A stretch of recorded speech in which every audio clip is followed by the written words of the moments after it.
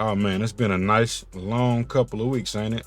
We are getting very close to the public release of MPC3, and this is going to be my first MPC 3.0 kind of an overview, but not really video. What I want to do is talk about all of the stuff that people ain't really told you about MPC3. You might find something interesting in there. Follow me.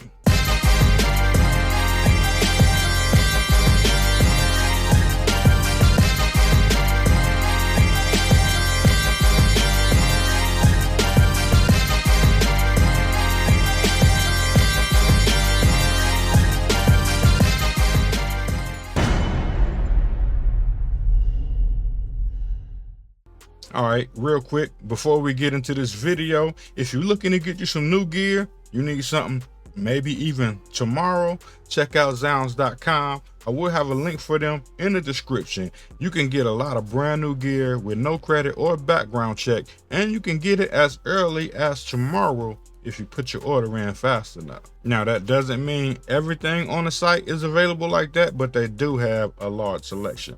Also, if you want to look through the largest selection of audio gear in the world, then check out Sweetwater. I will also have a link for them in the description as well. They do also offer reasonable payment plans, and they have a massive selection, so you can get just about anything you need over there.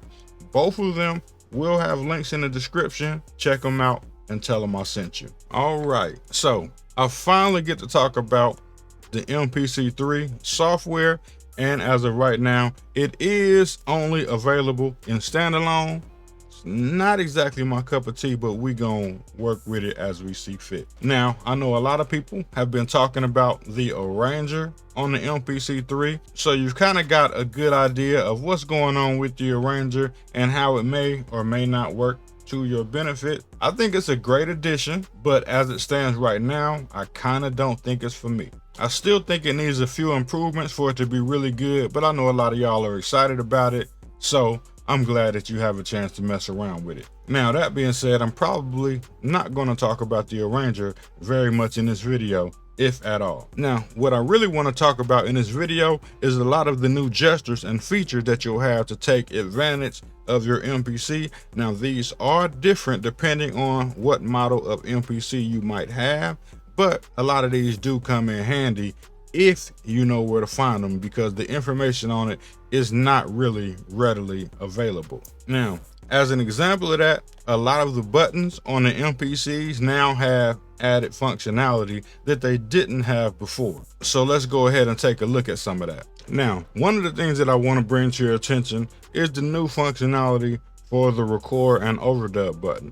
Other than just starting and stopping your recording like they always have done, now, if you hold down the record button, you get options on your screen to change your record settings. So you can turn on write automation while recording, and you can also select if you want to record to a single track or multiple tracks at the same time. Both the record and the overdub buttons go to that same menu when you hold them down. So you hold down record, it goes to that, and if you hold down overdub, it also goes to that. The stop, start, and play start buttons, they act as they normally would. You have the same functionality in those. Now, as far as the locate button, most of that is the same, except for now when you hold down the locate button, you get options around all of your locators, and you can also set your locators directly from in this menu if you want to. Now, when it comes to the main button here, the main button also has some new functionality. So I'm gonna hit menu. The main button clearly goes to the main screen. If you double tap it, it goes to the track listing, and that is what we've always had. Now, if you hold the main screen, it gives you a list of all the tracks, and you can quickly tap one to switch between tracks, just like that. So makes it easy to kind of navigate between your tracks without having to tap right here and then hit the jog wheel to change the tracks around. Now, most of the rest of these buttons are pretty much the same. You won't find no difference in the way that those work. Now, as far as the pad perform button, that used to just be the pad perform button. So you used to be able to hit that and go to pad perform, and then you can change your chord scales, whatever it is you want to change from there. But now if you double tap the pad perform, it goes directly into the grid editor. Now that's a handy shortcut that might speed up your process a little bit, just off of the looks of it, because currently on the MPC3 there is no shortcut under pad perform. But knowing that you can double tap pad perform and go straight into the grid editor, some handy information. The XY effects button is kind of the same. It also has a secret functionality to it. So if you press XY effect, it goes to the XY effects editor. Straightforward, that's clearly obvious, right? But if you double tap that now, it goes into the sounds browser. So now you can go in there and load up your sounds on the MPC that don't have a sounds button. Now the step sequencer button and the browser button, those are the same. The menu button now is a little bit different. You used to only be able to go into the menu, but now if you double tap that, it'll take you directly into your preferences. So I think that might be a cool shortcut too. You need to get into the preferences real quick without having to tap the screen. You can now double tap the menu button and it'll get you straight into preferences. Now that we got that part out the way, all of the buttons up here on the MPC3 are the same, except for the bottom row buttons. Now they do also have a little bit of added functionality. So you can select screen control. If you hold the button down, then you can see what all of your cue links are assigned to. Also, if you hold down shift and press screen control, then you go into the cue link editor where you can assign custom effects to all of your cue links, which I know a lot of people are going to have fun with that, setting up different macros and things to control a plethora of parameters inside the MPC. Now, one thing that I do have to bring up that I know might make a lot of people upset to a certain extent happens to be Splice. So on the original MPC Live, if you double tap your browser and you're in your browser window, you can search your samples and all that. You'll notice that there is a Splice icon right here, and you can browse through all of your Splice samples. It says I got a bunch of Splice samples to sync up, but we ain't gonna worry about that right now.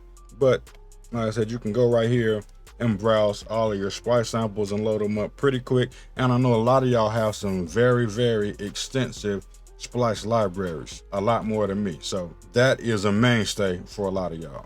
Now in MPC3, that is a lot different, just to say the least. So now when we go to the browser, you will notice that when we're inside the browser, that Splice icon has been replaced. It is now a demos icon, like a demo tape, and it has all of the default demo programs that come with the MPC that you can load up for references or whatnot. And then you have my files, and even in that my files list, Splice is not listed. That kind of leads me to believe that the Splice integration might be going away. Don't fret, it is not completely gone.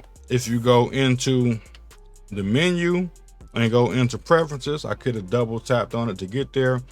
If you scroll all the way to the bottom, Splice is still there, and you can still check for updates and sync your Splice files, but it is no longer in that browser menu. And again, just like I showed you on the MPC Live, it says that I have a bunch of Splice samples that are ready to be downloaded. We're not going to worry about that right now. But again, Splice is no longer in the browser menu. You can only get through it through preferences. Also, in order to browse to your Splice samples, it does get a little more difficult than what it used to be. Because now you have to go to the browser, then you have to go to places. I got my Splice library on my SD drive inside the MPC. So we're going to select my SD drive, and then we're going to scroll down until we get to Splice. Here's Splice right here. And now we are in Splice where we can browse our Splice samples and load them up. It's not as easy as it used to be. It's still there for now, but I have a suspicion that the Splice integration might be going away. Don't take my word for it. Take it with a grain of salt, but just keep that in mind.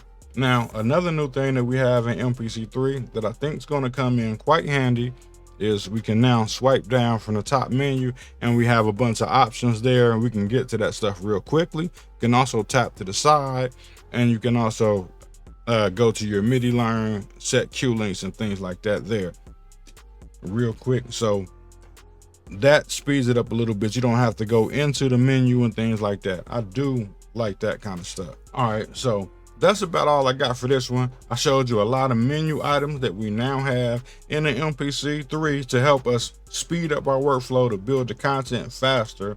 I hope everybody learned some things that you haven't seen before in other videos. And if I come across anything else that's different, I will be sure to let you know as soon as I find out. That's all I got for this one.